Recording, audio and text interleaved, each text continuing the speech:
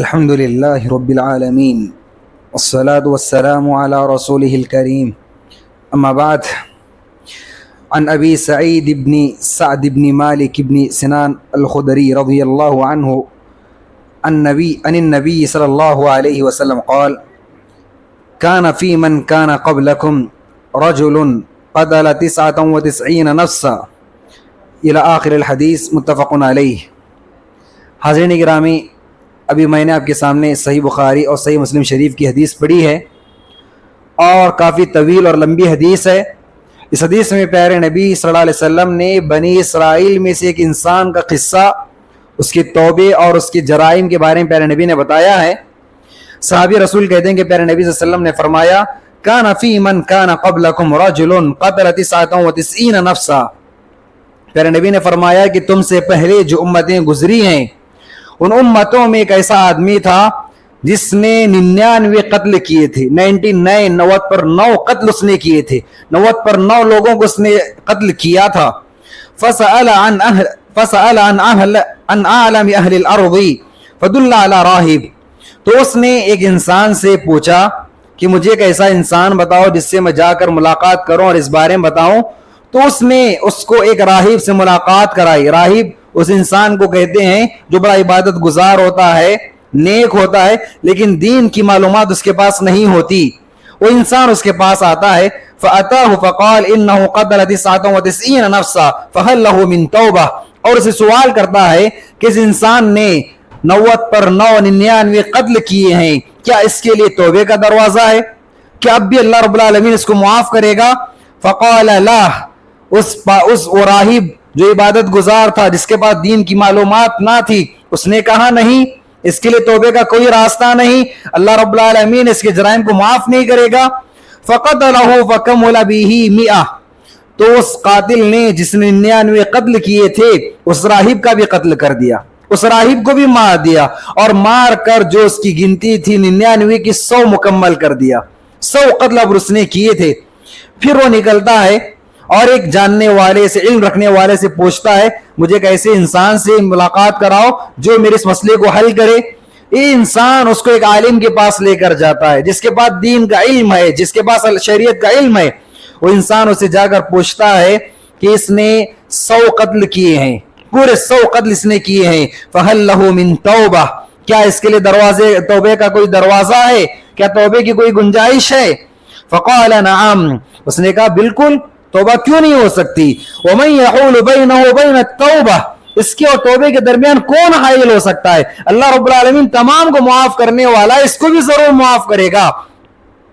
انطلق الى ارض كذا وكذا فان بها اناسا يعبدون الله فاعبد الله معهم ولا ترجع الى ارضك فان ارض سوء.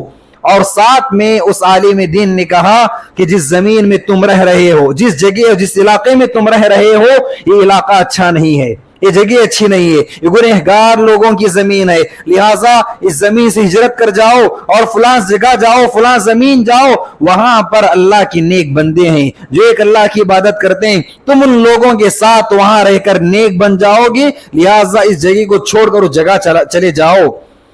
فانطلق حتى اذا نصف الطريق فاتاه الموت. اور یہ جو قاتل تھا جس نے 100 قتل کیے تھے، وہ زمین جہاں پر وہ رہتا تھا، جہاں گنہگار لوگ تھے، اس زمین سے نکلتا ہے اس جگہ میں جانے کے لیے جہاں پر نیک لوگ ہیں. درمیان راستے میں وہ ہے، اس کی موت آ جاتی ہے، موت کے فرشتے وہاں پر حاضر ہو جاتے ہیں. اس کے بعد پیارے نبی فرماتے ہیں فانطلق اذا حتى نصف الطريق اتاه الموت فاختصمت فيه ملائكه الرحمه وملائكه العذاب.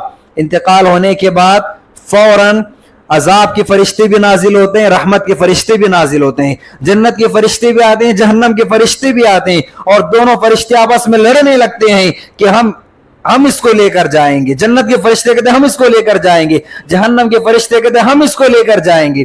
دونوں فرشتے آپس میں جھگڑتے ہیں. اس کے بعد ہوتا یہ ہے کہ اللہ رب العالمین ایک فرشتے کو ایک انسان کی صورت دے کر بھیجتا ہے. وہ فرشتہ آتا ہے اور ان دو فرشتوں کے درمیان مسئلے کو حل کرتا ہے اور کہتا ہے کہ جس زمین سے نکلا ہے اور جس زمین کی طرف وہ جا رہا ہے، دونوں کی پیمائش کر کے دیکھو، دونوں کی پیمائش کر کے دیکھو، یہ کس زمین سے زیادہ قریب ہے اور کس زمین سے زیادہ دور ہے. اگر یہ برائی والی زمین سے زیادہ قریب ہوگا تو جہنم کے فرشتے اس کو لے کر جائیں گے, عذاب کے فرشتے اس کو لے کر جائیں گے. اور اگر یہ جنت سے زیادہ, اگر یہ اچھی زمین سے زیادہ قریب ہوا تو جنت کے فرشتے اس کو لے کر جائیں گے, رحمت کے فرشتے اس کو لے کر جائیں گے. اس کے بعد زمین کو ناپا گیا, زمین کی پیمائش کی گئی, تو بالکل ایک بالشت وہ زمین سے قریب تھا جو نیک زمین تھی, جہاں کے رہنے والے نیک تھے, اور وہ ایک بالش دور ہو گیا اس زمین سے جہاں کے رہنے والے گنہگار تھے. تو پھر یہاں پر فیصلہ یہ ہوا کہ رحمت کے فرشتے, جنت کے فرشتے اس انسان کو لے کر جائیں گے. سبحان اللہ. تو حاضرین گرامی, یہ واقعہ میں کیا بتاتا ہے؟ اس واقعے سے بہت ساری باتیں معلوم ہوتی ہیں. پہلی بات, بہت سارے لوگ نیک ہوتے ہیں, عبادت گزار ہوتے ہیں, اللہ رب العالمین کے صوم و صلات کے تمام کے پابند ہوتے ہیں, لیکن ان کے پاس دین کا علم نہیں ہوتا. وہ اپنی جگہ نیک ہیں, عبادت گزار ہیں, لیکن دین کا جو علم ان کے پاس نہیں ہوتا. ہوتا یہ ہے کہ نیک بننے کے بعد, نمازوں کے پابند بننے کے بعد, دین کے بارے میں بغیر علم کے زبان کھلنا شروع کر دیتے ہیں, دین کے بارے میں علم کے بغیر بولنا شروع کر دیتے ہیں, جس کی وجہ سے انسان بہت جگہ غلطی کر جاتا ہے. یہاں پر دیکھیے, وہ راہب اپنی جگہ بڑا نیک تھا, اپنی جگہ بڑا عبادت گزار تھا, لیکن دین کا علم نہیں تھا. تو اس نے کہا کہ توبے کا کوئی راستہ نہیں, حالانکہ اللہ رب العالمین تمام گناہوں کو معاف کرنے والا ہے, لیکن اس راہب نے کہا کہ توبے کا کوئی راستہ نہیں. تو حاضرین گرامی, جہاں ہمیں نیک بننا, عبادت گزار بننا ہے, وہیں پر ہمیں دین کا علم بھی حاصل کرنا ہے. اور اگر ہمارے پاس دین کا علم حاصل نہیں ہے, ہمارے پاس شریعت کا علم نہیں ہے, تو پھر ہمیں دین کے بارے میں زبان نہیں کھولنا چاہیے. دین کے بارے میں زبان اپنی احتیاط کے ساتھ کھولنا چاہیے, پہلی بات. اور دوسری بات, علماء یہ اللہ رب العالمین کی بڑی رحمت ہوتے ہیں, جو دین کا علم اپنے پاس رکھتے ہیں, شریعت کا علم اپنے پاس رکھتے ہیں, یہ اللہ کی بڑی نعمت ہوتے ہیں. اب دیکھیے, اس انسان کو صحیح راستہ بتانے والا, اس انسان کو صحیح راستے پر لگانے والا کون؟ ایک عالم دین جس کے پاس شریعت کا علم ہے. اس نے 100 قتل کیے, لیکن اس کے باوجود اس عالم دین نے شریعت کی اس کی بات بتائی اور اس کو گناہ کے راستے سے نکال کر نیک راستے پر اس کو لگا دیا, اور پھر اس کو بتا دیا کہ تم کیسے نیک بن سکتے ہو. اگر اس زمین میں تم رہو گے تو نیک نہیں بنو گے, اگر تمہیں نیک بننا تو زمین کو چھوڑنا پڑے گا اور اس زمین میں جانا پڑے گا جہاں کے رہنے والے لوگ نیک ہیں. تو حاضرین گرامی, یہ علماء, یہ اہل علم جس معاشرے میں رہتے ہیں, اس معاشرے کے لیے رحمت بن کر رہتے ہیں. تو جب تک یہ لوگ رہتے ہیں ان کی قدر کرنی چاہیے. اور اس کے بعد ایک اہم بات جس حدیث سے معلوم ہوتی ہے کہ انسان جس معاشرے میں رہتا ہے, جس سوسائٹی میں رہتا ہے, اس سے اثر لیتا ہے. معاشرہ, سوسائٹی اگر نیک ہوگی تو وہاں کا رہنے والا انسان بھی نیک ہوگا. اگر معاشرہ, سوسائٹی گنہگاروں کی ہوگی تو پھر وہاں پر کتنا بڑا نیک انسان بھی آ جائے, ان کا اثر لے کر وہ بھی گنہگار بن جائے گا. تو ہم تمام کو چاہیے کہ ہم اپنے آپ کو دیکھیں کہ میں اور میری فیملی, ہمارے بچے, جو بھی آپ جس کی ذمہ دار ہیں, آپ دیکھیں کہ آپ کی فیملی کہاں رہ رہی ہے, کس سوسائٹی میں رہ رہی ہے. جو گھر کے ذمہ دار ہیں, ان کی ذمہ داری ہے کہ اپنی فیملی کو ایسی جگہ رکھیں جہاں پر نیکی کا ماحول ہو. اور آخری بات جو اس حدیث سے معلوم ہوتی ہے, اللہ رب العالمین کتنا معاف کرنے والا ہے, اللہ رب العالمین کتنا معاف کرنے والا, کتنا رحمان ہے, کتنا غفار و غفور ہے کہ 100 قتل اس نے کیے ہیں, لیکن اللہ رب العالمین معاف کرنے پر آئے تو 100 قتل کو بھی معاف کرے گا. یہ اللہ رب العالمین کی رحمت ہے. لیکن انسان کو چاہیے کہ غرغرے سے پہلے, موت آنے سے پہلے, موت کو اپنی آنکھوں سے دیکھنے سے پہلے توبہ کر لینا چاہیے انسان کو, توبہ کر لینا چاہیے انسان کو. ہاں, یہاں پر ایک تفصیل ہے, وہ یہ ہے کہ انسان جو گناہ کرتا ہے اس کی 2 قسمیں ہیں.